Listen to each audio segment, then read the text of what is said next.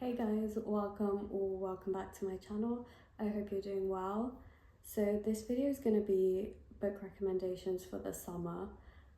As I'm filming this, it's actually raining outside and it's May, so not really the summer we want, but it's the summer we have. Anyway, I hope these books will make you feel like you're somewhere really warm. When I say these books feel like summer, I don't necessarily mean, I know a lot of people associate summer with happiness. I don't necessarily mean that. I don't mean they're happy stories. I don't mean they're necessarily set on a beach or in a summery setting, or have summery themes. It could simply be that the city that the book's set in is a hot city, or the country it's set in is a hot country. It could be that I read this book in the summer and I associate it strongly with summer, and I feel like summer is a good time to read this book compared to the other seasons. It doesn't mean it's necessarily summery in the typical sense. The first one is Homegoing by Yaji. I know this is quite a popular one, but this one starts with two sisters. So one of them is sold into slavery while the other is made to become a slave trader's wife.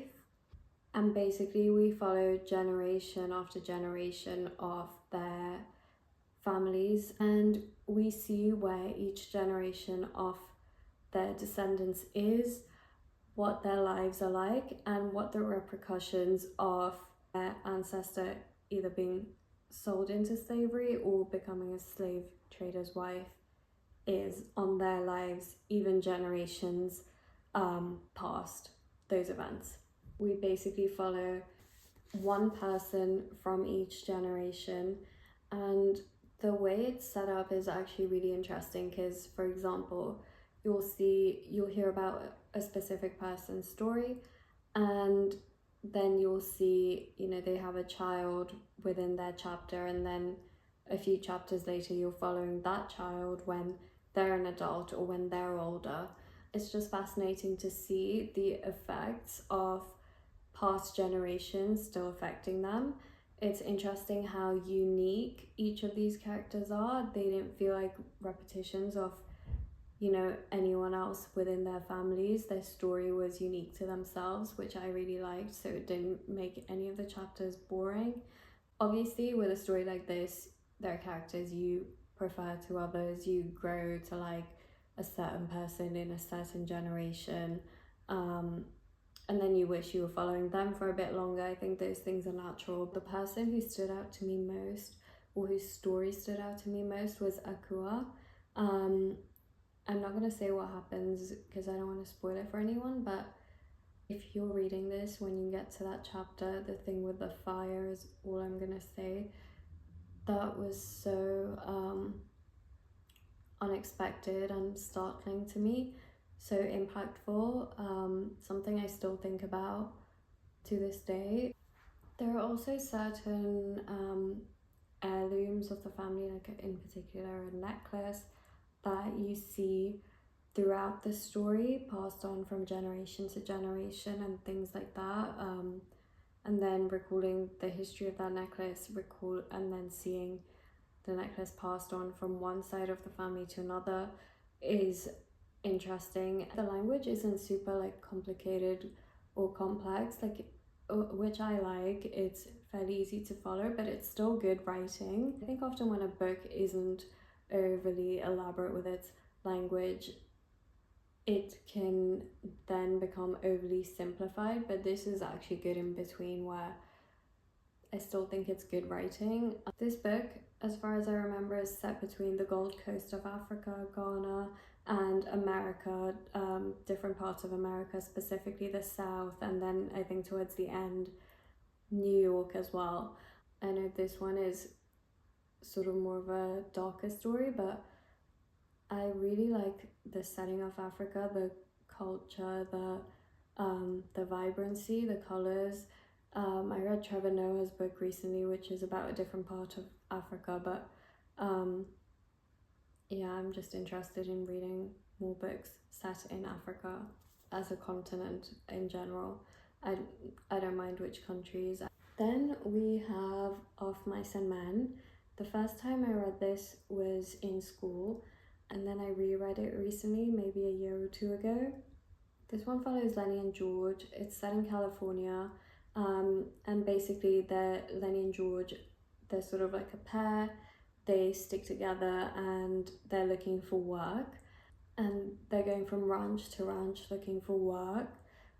Work isn't that easy to find at this time, but they start working on a ranch, and Lenny is described as simple-minded.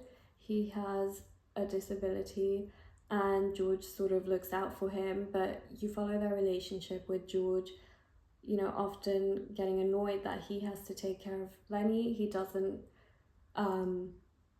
kind of get to experience the other things men in his generation are experiencing, because he has the burden of Lenny to look after.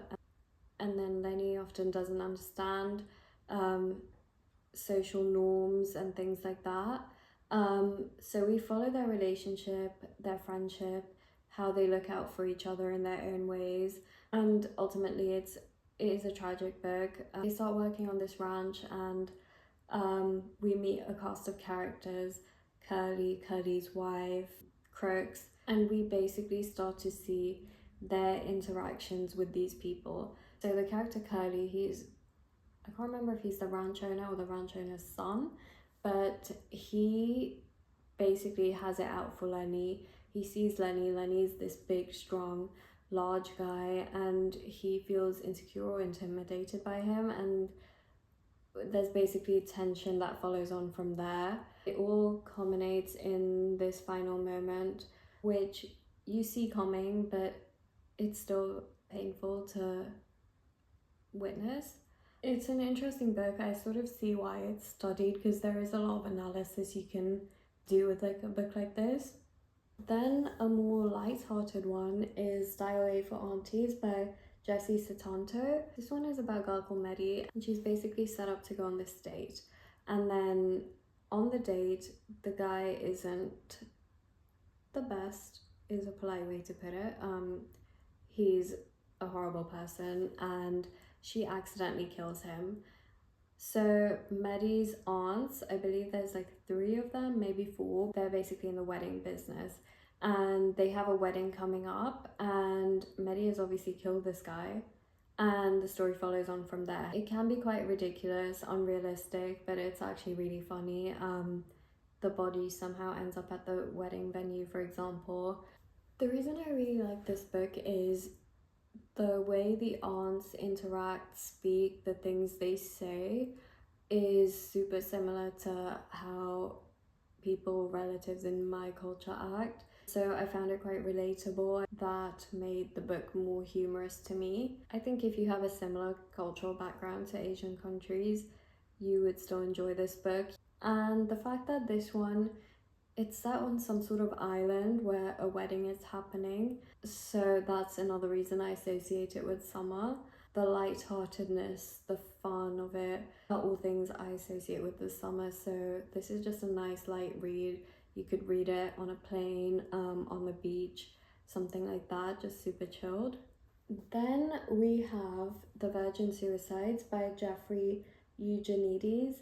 This one follows 5 sisters, the Lisbon sisters, and it's in the title and the blurb, so I'm just gonna say they do end up taking their lives one after the other. So trigger warnings in this book for sure. So basically we're in the 1970s, upper middle class suburban neighborhood in Detroit, and we basically followed this group of sisters. They're sort of put on a pedestal or epitomized and overly sexualized by the boys in the neighborhood, even some of the men, I think. They're teenagers from what I remember.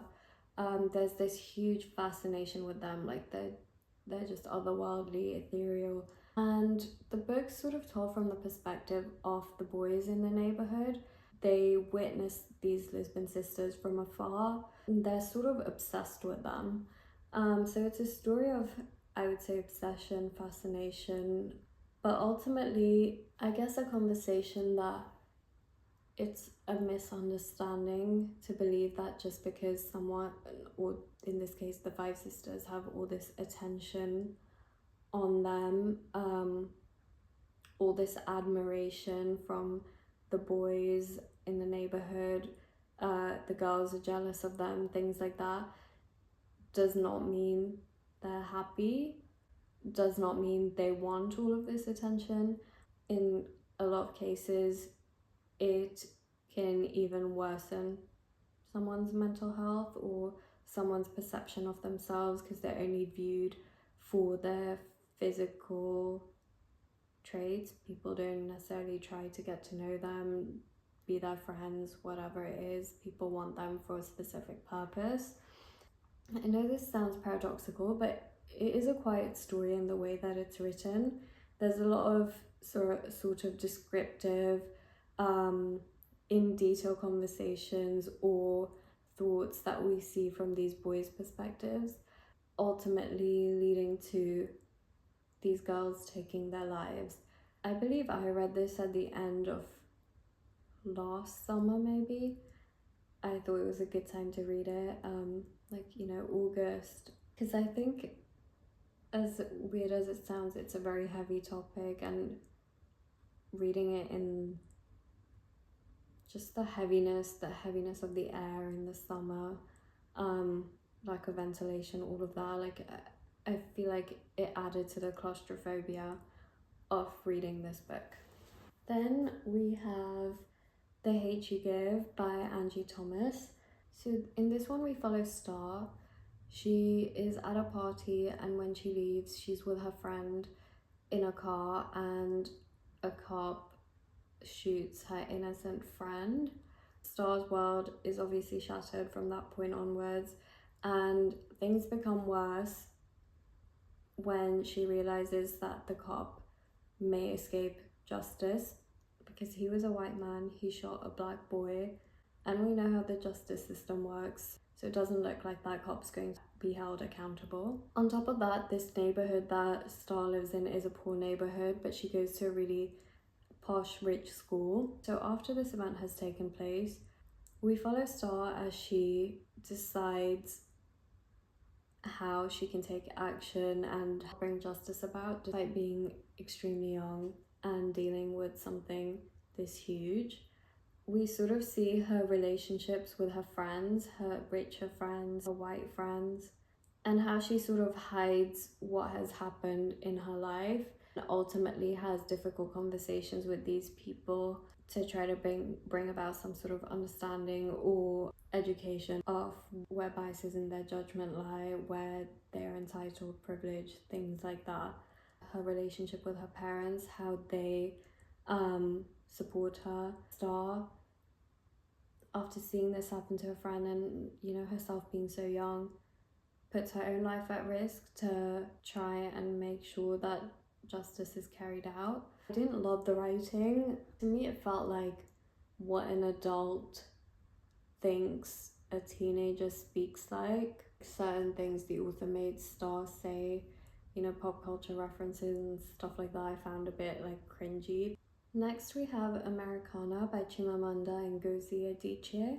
This one follows Ifemelu and Obinze, and they're basically in love in high school in Nigeria. Ifemelu moves to America to study, and we basically see these two individuals who were once in a relationship separate and go down their own paths. We follow Ifemelu and her journey in America, the men she dates after Obinze, the hardships she goes through, the obstacles she faces in her life. And then ultimately, 15 years down the line, we see Ifemelu and Obinze reconnect once Ifemelu goes back home. So what I liked about this one is, I would call it almost like a day in the life sort of book. We follow Ifemelu in different phases of her life, day after day. We really grow accustomed to her lifestyle in that specific phase, the people in her life in a specific phase. So I think, you really grow close to the character. It was also insightful seeing her different experiences in different states, or her relationships with men of different races, the dynamic between her and the people in her life and people she meets along the way. I think something really interesting is comparing Ifemelu as a person at the start of the novel, when she's still very young in high school, to the end of the novel. There's 15 years between that. She changes hugely, but I liked following her journey. I would say I don't know how I feel about Ifemelu or Obinze as people. Ifemelu was an interesting character to follow. I didn't necessarily agree with all the decisions she made. Because of that, sometimes I did find her unlikable. Last but not least, we have To Kill a Mockingbird by Harper Lee. This is obviously a very popular book. We basically follow a young girl, Scout, in the 1920s during the Great Depression in Alabama. It's a coming-of-age story, and we see her relationship with her father, her brother, the views they have that are sometimes very different. Her father, Atticus Finch, is a lawyer, and there's a trial going on in this neighborhood where a colored man is accused of raping a white woman. Everyone in the neighborhood supports the white woman. Scout's father, Atticus Finch, believes that the colored man didn't do this. So we basically follow Scout as she forms the way in which she views the world. It's super interesting seeing some of her conversations with her father, the way her father teaches her by example to honor decency, to not discriminate. Ultimately, I think it's just a book about a girl at that age where you start to absorb more of the world. You're starting to learn about some darker things, form your views on those things. And seeing all of this from a child's perspective, seeing this trial happen, is super interesting to witness. There are also other aspects of the story where we are taught, or Scout is taught, not to judge someone because of what everyone else is saying. But I'm gonna be honest, more than anything, and this is why I recommend this book for the summer, it isn't all set in the summer, but it's set in the depths of the southern part of America, in Alabama. The descriptions are great, the writing is great, and you're just in this, I believe it was described as a sleepy Alabama town, which I think is the perfect way to describe the setting. It's very slow. You're sort of stewing in the surroundings of this town. I will say, when I started reading this, the first few pages made no sense to me. I read them over and over and over again. I'd put the book away and then I'd try again. But trust me, you just need to get past, I don't know if it's the first chapter or just the first few pages, but after that, the writing is far more straightforward. But yeah, that's all for my summer book recommendations. I hope you've enjoyed this video. And a reminder to let me know what's on your summer TBR, if you have any recommendations for me. And that's all. I hope you enjoyed this video. Please like it if you did, and please subscribe, and I'll see you next time.